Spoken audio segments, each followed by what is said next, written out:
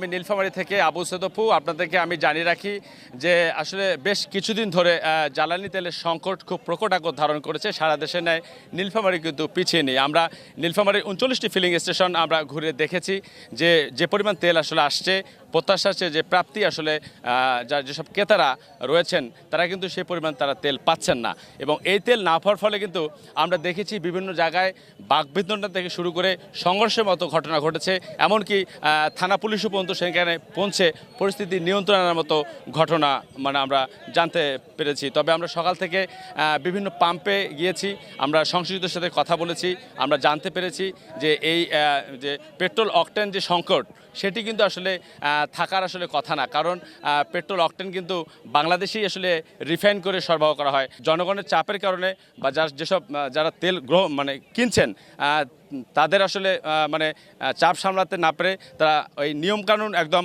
200 টাকা থেকে কমিয়ে তারা সবাইকে আসলে শান্ত রাখতে গিয়ে 100 টাকা করে দিচ্ছে।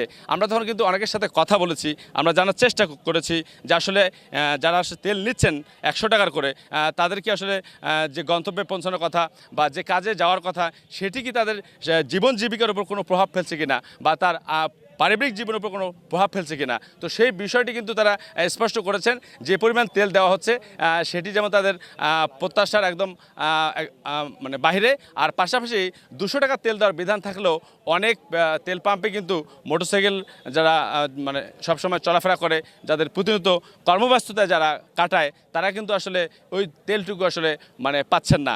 তো আমাদের যে প্রয়োজন সেই প্রয়োজন তো মিটারে আছে, খুবই কাবজাব করে চলতে আছে। আপনি কয়টি পাম্প ঘুরেছেন? 4টে পাম্প ঘুরছি, ঘুরি পাইলে লাস্টে এখানে আমি এসেছি। সরকার যে বলতেছে যে তেলের কোনো সংকট নাই, কিন্তু এটা তো সংকট আসলে দেখা যাচ্ছে। আমি বিকাল 3টে থেকে অপেক্ষায় আছি, 2-3টা পাম্পে ঘুরলাম, ঘুরে দেখি তেল নেই।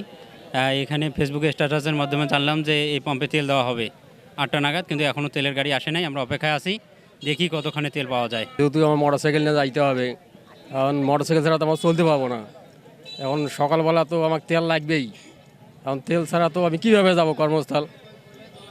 এখানে শুধু সাধারণ মানুষের ক্ষেত্রে না বা সরকারি চাকরি বেসরকারি যারা চাকরি করেন তাদের ক্ষেত্রে না, আপনাদেরকে জানিয়ে রাখি যে আপনার জেলা প্রশাসন থেকে শুরু করে পুলিশ প্রশাসন এবং জরুরি যেগুলো সেবা হাসপাতাল এবং আমরা যারা গণমাধ্যম কর্মী রয়েছি তারাও কিন্তু আমরা এই তেল অভাবে নির্দিষ্ট যে গন্তব্য জায়গায় পৌঁছানোর কথা সেটি কিন্তু আমরা অনেক সময় পৌঁছতে পারছি না, কারণ আমরাও সাধারণ নাগরিকদের কাতারে।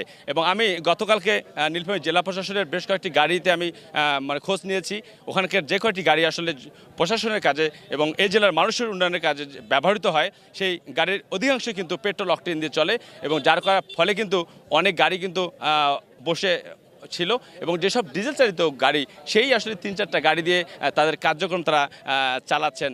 এবং সংকটের যে আবহটা সেটি কি আসলে ডিজেলের দিকে গড়াচ্ছে কিনা, কারণ ডিজেল কিন্তু খুব গুরুত্বপূর্ণ একটা বিষয়, এটা পরিবহন সেক্টর থেকে শুরু করে অর্থাৎ দেশের অর্থনৈতিক চাকা যাকে সচল রাখে সেই জায়গাটা, এবং কৃষি সেক্টরকে যিনি বাঁচিয়ে রাখেন, অর্থাৎ যারা শ্যালো মেশিন ইঞ্জিন চালিত দিয়ে সেচ পাম্প বিভিন্ন চাষাবাদ করে থাকেন তারা কিন্তু সবচেয়ে বেশি চরম বেকায়দা পাবেন, অর্থাৎ এই দেশ পড়তে পারে একটা বড় ভঙ্গুর অবস্থায়।